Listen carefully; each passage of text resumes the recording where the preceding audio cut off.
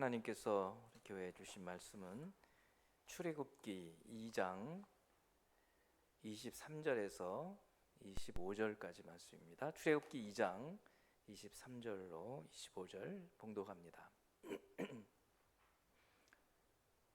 여러 해 후에 애굽 왕은 죽었고 이스라엘 자손은 고된 노동으로 말미암아 탄식하며 부르짖으니 그 고된 노동으로 말미암아 부르짖는 소리가 하나님께 상달된지라. 하나님이 그들의 고통 소리를 들으시고 하나님이 아브라함과 이삭과 야곱에게 세운 그의 언약을 기억하사 하나님이 이스라엘 자손을 돌보셨고 하나님이 그들을 기억하셨더라. 아멘. 개인적으로뿐만 아니라 공동체적으로 가정과 국가도 참 어려운 때를 지나가야 하는 그런 시기가 있습니다. 2023년은 어쩌면 상당히 많은 분들에게 고통스러운 해가 될 것 같습니다. 그러나 하나님께서 주시는 말씀을 먼저 듣고 대비하면 유비무환이라고 하죠. 먼저 준비를 하면 환난을 대비할 수 있다. 환난은 없을 수도 있다. 이런 말씀대로 오늘 하나님께서 우리에게 주시는 말씀을 통해서 고난이 올 때 혹은 고난 가운데 있을 때 우리가 어떤 자세로 태도로 살아가야 할 것인지 하나님 말씀을 통해서 배우게 됩니다.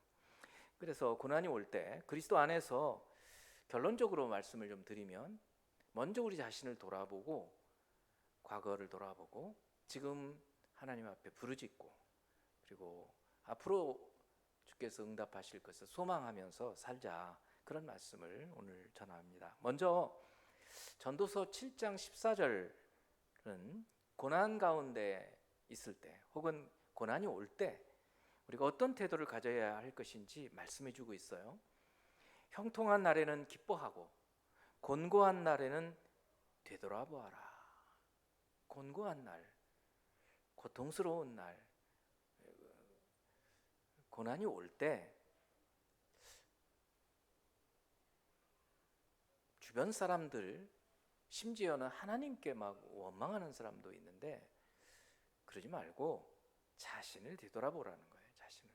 이것이 하나님께서 우리에게 주신 말씀이에요. 평소에 이렇게 매일매일 이렇게 반성하고 성찰하고 사는 사람도 있지만 대부분 그렇게 못 살죠. 그렇지만 어려운 일이 오고 고난이 올 때라도 자신을 한번 돌아보는 겁니다. 오늘 말씀이 그거예요. 다윗은 고난을 당했을 때 자신의 과거의 삶을 되돌아봅니다. 그리고 자신의 죄를 회개해요. 시편 32편 5절을 보면 내가 이르기를 내 허물을 여호와께 자복하리라. 굉장히 어려움이 왔어요. 그래서 자신을 돌아보고 자기 죄를 생각하고 그것을 회개합니다. 주께 내 죄를 아뢰고 내 죄악을 숨기지 아니하였더니 곧 주께서 내 죄악을 사하셨나이다. 오늘 같이 읽었던 출애굽기 2장 마지막 부분, 이 부분은 이미 야곱은 애굽에서 죽었고 야곱의 아들 요셉도 죽었고 그리고 모세가 물에서 건짐 받아가지고 장성해서 40세쯤 되었을 때 애굽 사람을 죽이고 그것이 탈로 나가서 미디안으로 도망치고 미디안에서 이드로의 딸과 결혼을 해서 살고 난 후 이제 주님이 이제 3장 이제 다음이 이제 3장에 시내산에서 모세를 하나님이 부르시기 직전에 있는 말씀이에요. 오늘 이 본문이 어느 맥락에 있는지를 먼저 크게 좀 봐야 합니다. 그러니까 거의 모세의 나이는 80세쯤 되었는데 모세를 통해서 하나님이 구원하실 건 아무도 몰라요. 다만 지금 이집트에 살고 있는 이스라엘 백성들은 애굽 사람들이 막 노동을 시키니까 탄식하면서 아주 고통스럽게 고통 속에서 살아가고 있는 거예요. 우리도 어떤 어려움이 오면 이게 고통이 언제 어떤 방식으로 끝날지 아무도 몰라요. 막막하잖아요. 근데 그런 일을 당할 때 우리가 어떻게 살아가야 할까? 주님 주시는 말씀이 뭔가 그거예요. 그거를 좀 말씀드리는 거예요. 다시 한번 23절 말씀을 봅니다. 여러 해 후에, 여러 해 후에는 모세가 광야에 이 미디안에서 40년, 거의 40년을 다 살았어요. 그러니까 나이는 거의 80세가 된 그때쯤으로 보면 돼요. 애굽 왕은 죽었고 이 모세를 죽이려고 했던 애굽 왕이 죽었죠. 그리고 이스라엘 자손은 고된 노동으로 말미암아 탄식하며 부르짖으니, 그 당시에 막 여기저기서 막 못 살겠다고 죽겠다고 막 이스라엘 백성들이 부르짖고 있어요. 그 고된 노동으로 말미암아 부르짖는 소리가 그냥 신음이 아니라 하나님을 향해서 부르짖었어요. 하나님, 우리를 좀 살펴달라고.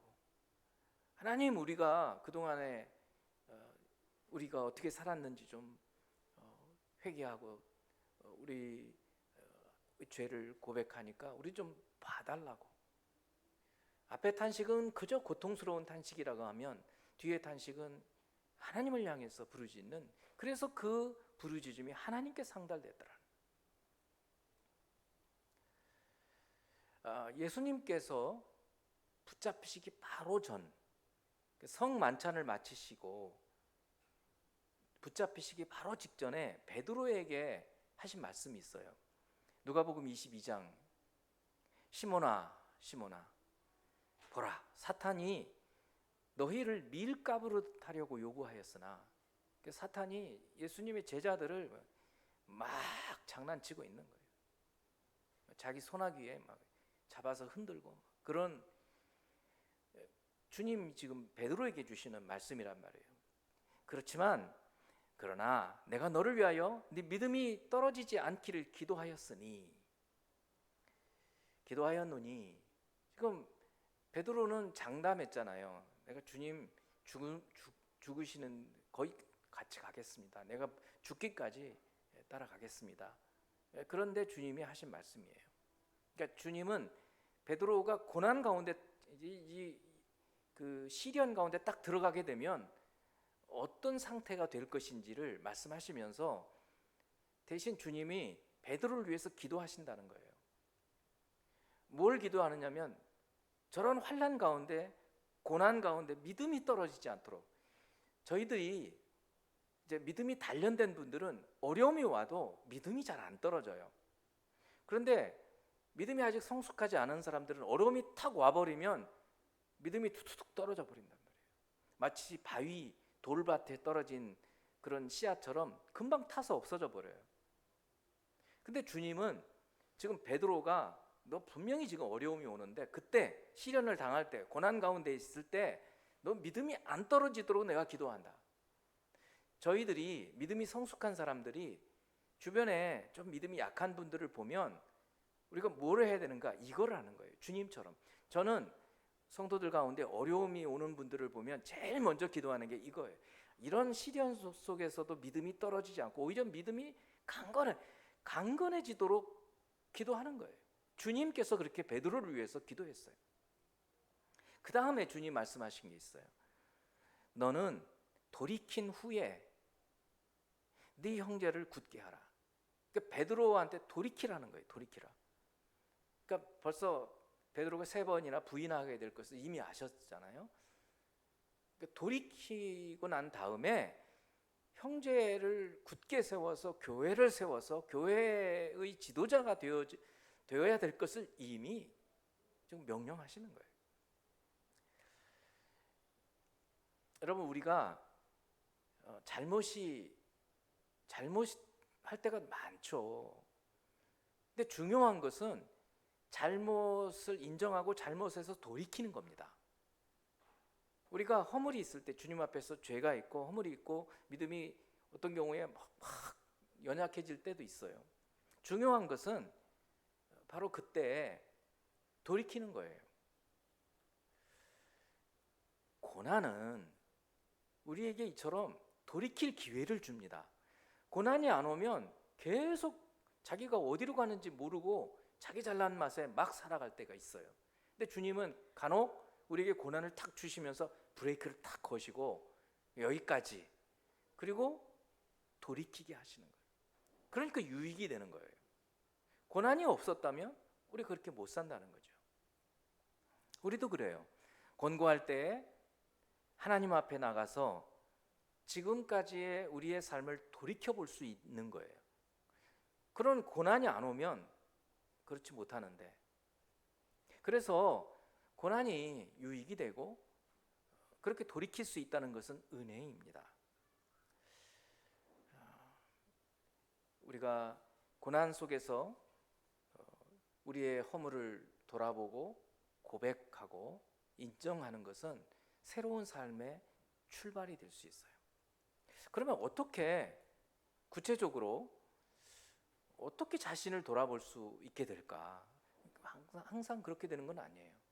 그러면 고난 가운데 온다고 해서 사람들이 갈라지잖아요. 고난 가운데 있을 때 오히려 고난이 유익이 되게 하는 사람이 있는가 하면, 고난 당해가지고 그냥 미끄러져 버리는 사람이 있단 말이에요. 어디서 결판이 나는가?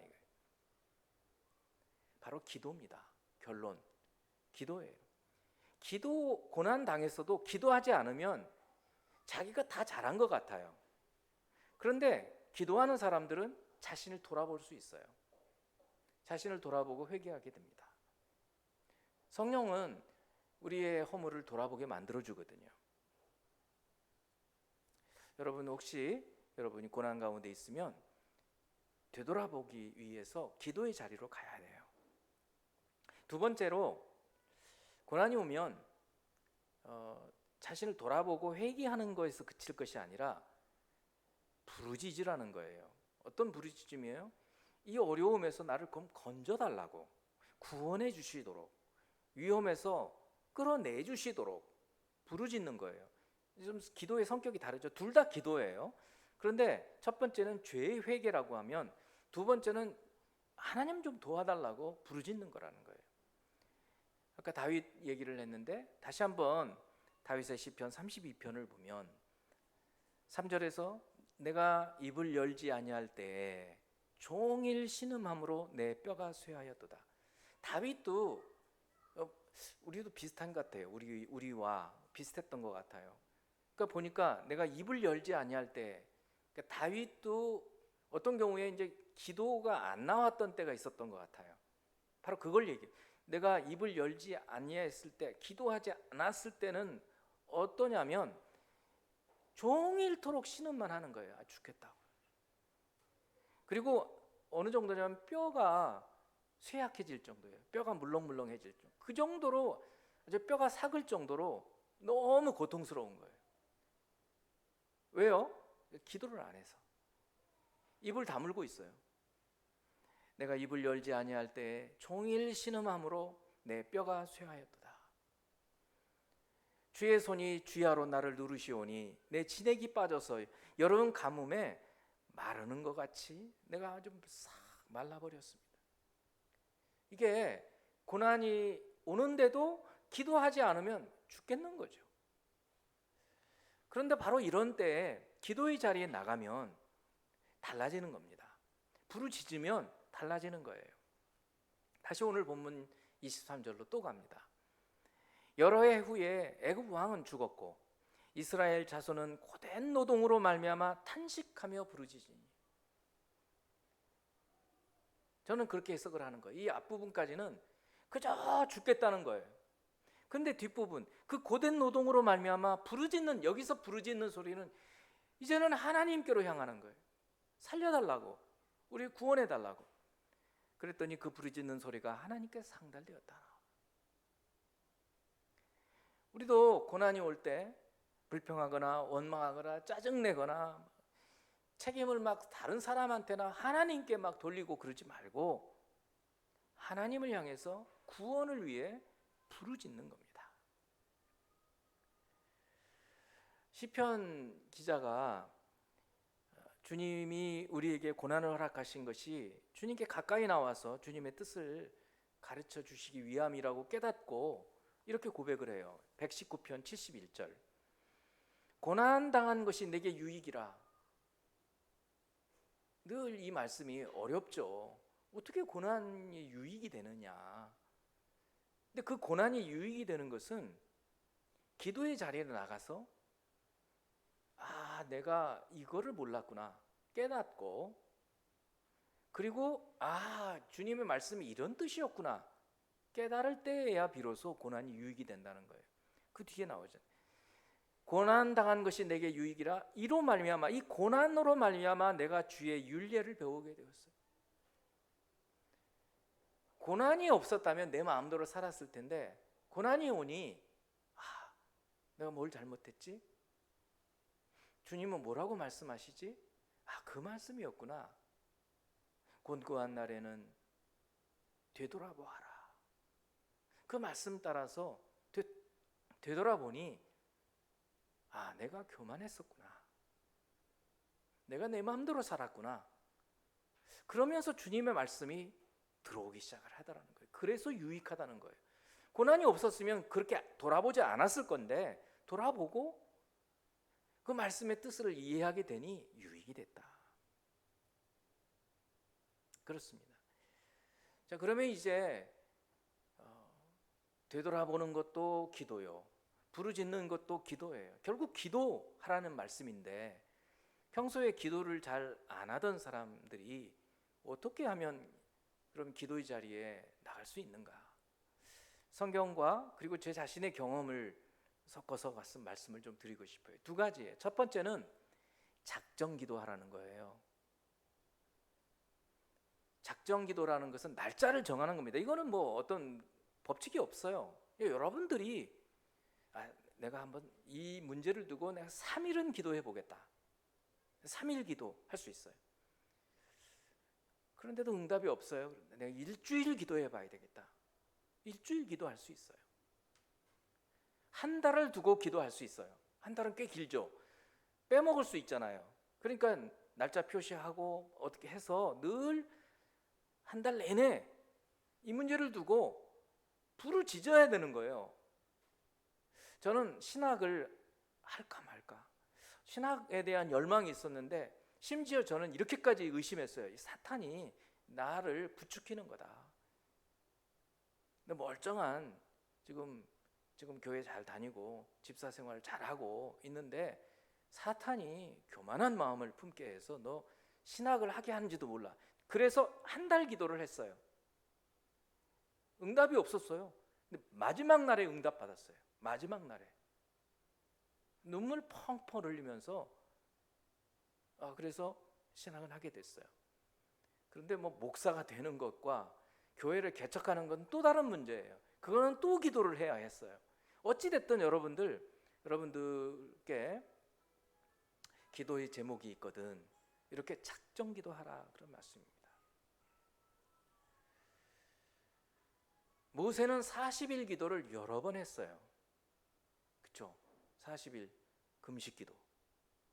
시내산에 오르내리면서 몇 번을 합니다. 한두 번은이 아니에요. 예수님도 40일 금식 기도를 하죠. 작정 기도예요. 작정 기도. 사도 바울은 스데반 집사의 순교 이후 다메섹 가다가 눈이 보이질 않고 아나니아를 통해서 안수받고 난 후에 예수 그리스도를 믿고 난 후에 아라비아로 가서 3년을 말씀을 묵상하면서 기도합니다. 3년을 기도해요. 작정 기도. 기도 응답이 없는 거는 우리가 끈질기 기도하지 않기 때문에 그렇습니다. 우리 기도가 잘못되면 기도 중에 주님께서는 기도를 바꿔주십니다. 작정 기도. 두 번째는 기도하는 좋은 방법은 공동체와 함께 기도하는 거예요. 여러분, 기도가 좋은 건 누가 모릅니까? 문제는 뭐예요? 오래 못하는 거죠. 지속해서 못해요. 성경 통독, 성경 1년에 한 번 읽어야지. 전부 그런 마음들을 품고 연초에 시작을 합니다. 그런데 끝까지 못 가요. 왜 그래요? 혼자 하면 기분 좋을 때는 잘해요. 기도도 잘할 수 있고 성경도 잘 읽어져요. 근데 조금 지나서 막 바빠지고 어떤 때 막 감정적으로 무너지고 그러면 못 하잖아요. 그래서 공동체가 있는 거예요. 함께 하면 같이 갈 수 있어요. 함께 가면 멀리 갈 수 있다 그러잖아요. 그래서 공동체적인 기도를 하는 거예요. 그러니까 교회에서 하는 기도에 참여하는 거예요. 우린 금요 기도회 이제 언제쯤 다시 오프라인으로 여기 이곳에 모여서 기도할 날이 오겠지만 지금은 줌으로 하고 있어요. 특별한 일이 없으면 계속 참여해 보는 겁니다. 이게 기도하는 방법이에요. 작정 기도, 그리고 공동체적으로 같이 의무적으로, 그러면 끝까지 갈 수 있어요. 그렇습니다. 마지막으로 고난 가운데 있을 때, 고난이 올 때, 자, 지금 고난이 오면 고난 가운데 있을 때 먼저는 되돌아보아라. 이거는 과거를 얘기하는 겁니다. 우리의 삶을 돌아보는. 두 번째, 부르짖으라. 지금 부르짖는 거예요. 옛날에 많이 기도한 거 소용없어요. 지금 기도해야 해요. 미래에 할 거예요. 아니, 지금 기도하는 거예요. 현재. 근데 세 번째는 미래를 보고 하는 거예요. 뭐예요? 응답을 바라보는 거예요. 응답을 바라보고 우리의 시선이 앞을 향하라는 거예요. 다시 오늘 본문으로 24절 25절 조심스럽게 눈을 크게 뜨고 머리를 활짝 열고 읽어보셔야 돼요. 하나님이 그들의 고통 소리를 들으시고 하나님이 아브라함과 이삭과 야곱에게 세운 그의 언약을 기억하사 하나님이 이스라엘 자손을 돌보셨고 하나님이 그들을 기억하셨더라. 이게 과거형이에요? 미래형이에요? 현재형이에요? 과거형이에요. 근데 지금 맥락을 제가 아까 맥락을 말씀드렸어요. 지금 모세는 미디안으로 도망가 가지고 결혼을 해서 40세에 도망쳐서 지금 80이 거의 됐어요. 그러니까 자기 인생 이제 거의 끝났다고 생각하는 거예요. 젊었을 때의 혈기, 그 혈기는 이제 다 사라지고 이제 늙어서 80. 지금 저희 120세까지 사니까 저희 80 정도까지는 아닌 것 같이 보일지 몰라도 그래도 보면 이제 자기 스스로도 이제 자기 이제 늙었다고 얘기를 해요. 그러니까 그런 나이쯤 됐어요. 그 나이 때쯤 되었는데 주님이 무슨 일을 하시려고 하는데 상황이 어떤 상황이에요? 이집트 상황을 얘기해 주고 있어요. 이스라엘 백성들이 그 노동 때문에 막 부르짖고 있는 거예요. 근데 지금은 하나님이 일을 하시는 거예요. 새벽이 오기 전에 어둠이 가장 어둡다고 그러잖아요. 지금 그런 상태에 있는 거예요. 지금 여러분들이 막 너무 고통스러운 거예요. 어둠 가운데 있어서. 고난의 터널을 지금 끝이 안 보여요. 우리 보통 그렇잖아요. 막 어려움을 당할 때는 막 언제 끝날지 모르잖아요. 그때 가장 힘들거든요. 근데 지금 그런 상태에 있는 거예요. 근데 오늘 이 시제를 보면 25절에 하나님이 이스라엘 자손을 돌보시고가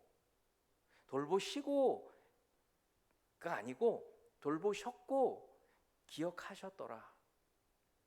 그러면 이 말씀은 물론 모세가 훗날 썼기 때문에 과거형으로 쓸 수 있지만 지금 상황은 그게 아니거든요. 제가 무슨 말씀을 드리려고 하느냐면 주님이 이 말씀을 읽는 우리에게 지금 이스라엘 자손들을 막 부르짖고 있는데 주님은 이미 이들을 구원해 내셨다. 그러니까 너희들은 하나님의 구원은 과거형으로 이미 성취된 것으로, 응답 받은 것으로 보고 살아라, 그런 얘기인 거예요.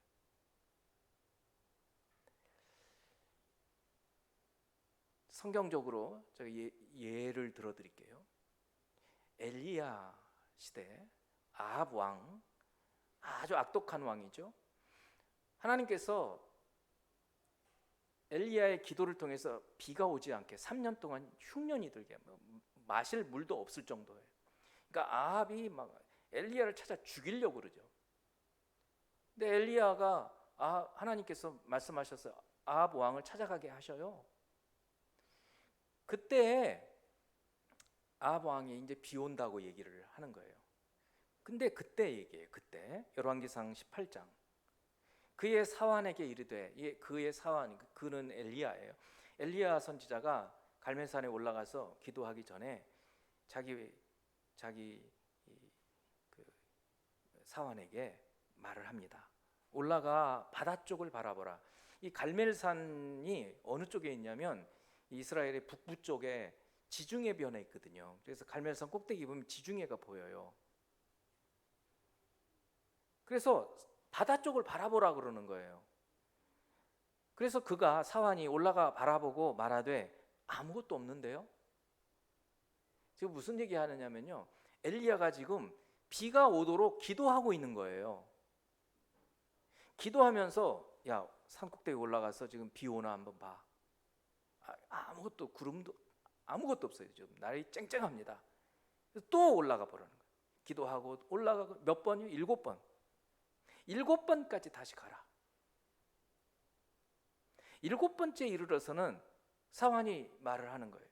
바다에서 사람의 손만한 작은 구름이 일어나나이다. 이게 증거예요. 응답의 증거죠. 응답. 기도 응답의 증거. 손바닥만한 기도 응답의 증거. 이거를 보고 기도하면서 하나님께서 어떤 응답을 주시지? 변화가 일어나는 게 어디 있지? 관찰을 하라는 거예요. 기도하면서 변화되는 것을 보라는 거예요. 제가 생명의 교회, 가정 같은 교회, 교회 같은 가정. 교회의 거룩함처럼 가정에서도 거룩해지고, 교회에서 예배드리듯이 가정에서도 예배드리는 그런 교회가 되도록 가정 예배를 강조하기 시작한 게 5년 전이에요. 5년 전. 아직도 미흡한 점이 많습니다. 제가 만족하려면 100% 다 해야 만족이 되겠죠. 모든 가정이 전부 가정 예배하고, 그것도 막 은혜 받고.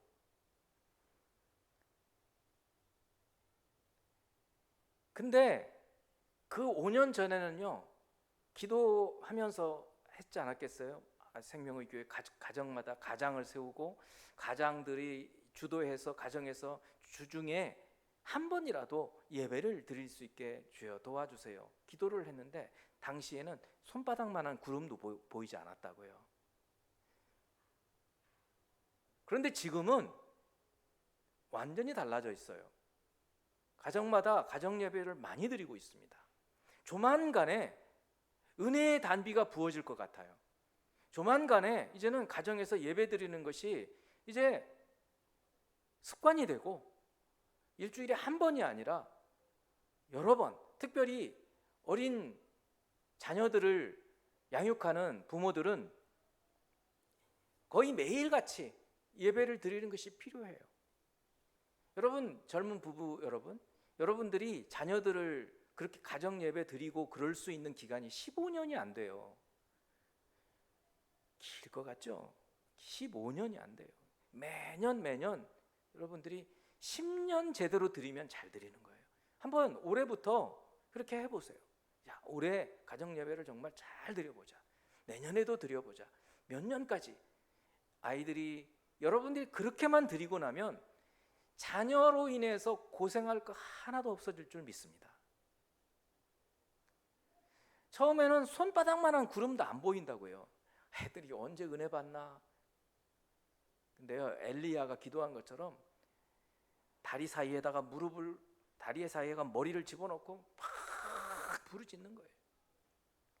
예배 시간에도 부르짖는 거예요. 여러분, 부모들이 통곡하고 한번 기도해 보세요. 주님, 이 아이들이 예배 시간에 은혜 받게 해주시고 예배를 즐거워하게 해주시고 기도해 보세요. 그러면 자녀들도요, 부모가 막 통곡하고 기도하는데 애들 안 우나 보세요. 여러분이 울고 기도하면 자녀들이 더 많이 울어요. 그렇습니다. 엘리야는 기도하면서 응답을 바라봤어요. 손바닥만한 구름 하나. 그러니까 손바닥만한 구름이 있습니다. 손만한 구름이 보입니다. 그랬더니 이제 폭우가 쏟아진다. 빨리 너 아합 왕한테 가서 수레바퀴가 비에 완전히 이제 바퀴가 빠져가지고 못 가게 될 수 있으니까 빨리 가시오라고 소식을 전해라. 여러분, 오늘 이 출애굽기 본문은 어떻게 보면 의미가 별로 없게 읽을 수 있어요. 그러나 전후 맥락을 보면 고난 가운데에서 부르짖는 부르짖음, 그리고 3장에 딱 모세를 하나님 부르시는 거예요. 모세를 설득해서 애굽으로 보내시는 거예요. 금방 이루어지지 않죠. 10가지 재앙이 있어야 되고 홍해가 갈라져야 되고, 그렇지만 이제 주님께서 그들의 기도를 들으시고 구원하시기 시작을 하시는 거예요.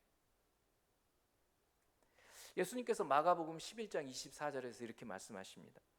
그러므로 내가 너희에게 말하노니 무엇이든지 기도하고 구하는 것은 뭐라고요? 받은 줄로 믿으라. 그리하면 너희에게 그대로 되리라. 기도 응답을 바라보면서 기도하라는 거예요. 우리 과거를 돌아보면서 되돌아보면서 우리 자신을 회개해야 합니다. 그리고는 지금 부르짖어야 돼요. 부르짖는 자리로 나가야 돼요. 나가지 않으면 아무 일도 일어나지 않아요. 그런데 부르짖으면서 동시에 미래를 바라보고 주님께서 내 기도를 들으시고 응답하실 것을, 기도대로 될 것을 믿으면서 기도하라. 그러면 된다.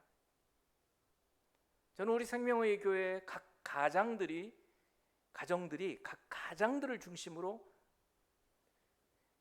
은혜가 충만한 교회가 되어줄 줄로 믿습니다. 그렇게 기도하고 있어요. 처음에 시작할 때 가장을 인정도 하지 않은 가정들이 있었어요. 근데 지금은 제가 느껴요. 이 아내들이 남편은 그래도 인정을 하는구나. 옛날에 잘 모르겠더라고요. 근데 지금은 바뀐 것 같아요. 물론 남편도 아내를 사랑해야 되겠죠. 기도 응답이 이제 더 일어나서 저는 이런 걸 꿈꿔요. 자녀들이 가정 예배를 통해서 은혜 받고, 자녀들이 가정 예배를 통해서 제대로 믿음이 성장되어 가고, 물론 교회 활동도 하지만 교회는 제가 말씀했잖아요. 168분의 1. 일주일 168시간이에요. 그 중에 1시간밖에 못해요. 근데 가정에서는 일주일에 몇 시간을 가정 예배 드릴 수 있잖아요. 그러니 목사한테 자녀들을 맡기겠어요? 아니면 가정에게, 부모들에게 하나님께서 자녀들을 맡기시겠어요? 부모들이 책임져야 되는 거예요. 그럼 교회는 뭐 하느냐? 부모를 훈련시키는 거예요. 그래서 태필린을 암송하고 성경 통독을 하게 하고 가정 예배를 드리게 하는 거예요. 생명의 교회 성도 여러분, 모든 가정들이 이런 일들이 일어나게 될 줄로 믿어요. 지금 굉장히 어려운 이 고난 가운데 있다고 한다면 오늘 말씀을 기억하고 기도의 자리로 나가야 하는데, 먼저는 우리 삶을 돌이켜 되돌아보고 부르짖고, 그리고 응답받음을 확신하고 기도하는 저와 여러분이 되기를 주님의 이름으로 축원합니다. 기도하겠습니다. 사랑하는 하나님 아버지, 주께서 고난 가운데 우리를 밀어넣으실 때 그 이유가 있음을 생각하게 하시고 되돌아보는 저희가 되어서 회개하고 우리의 삶을 돌이키고 주의 윤례를 배울 수 있기를 원합니다. 뿐만 아니라 그 고난 가운데 그저 있는 것이 아니라 주께서 건져주시도록 부르짖는 저희들이 되게 하여 주시고, 부르짖을 때 주께서 우리를 더 나은 곳으로 인도해 주실 기도 응답을 바라보면서 확신하면서 기도하고 구하는 것은 받은 줄로 믿으며 기도하는 성도들이 되도록 축복해 주시옵소서. 예수 그리스도 이름으로 기도합니다. 아멘.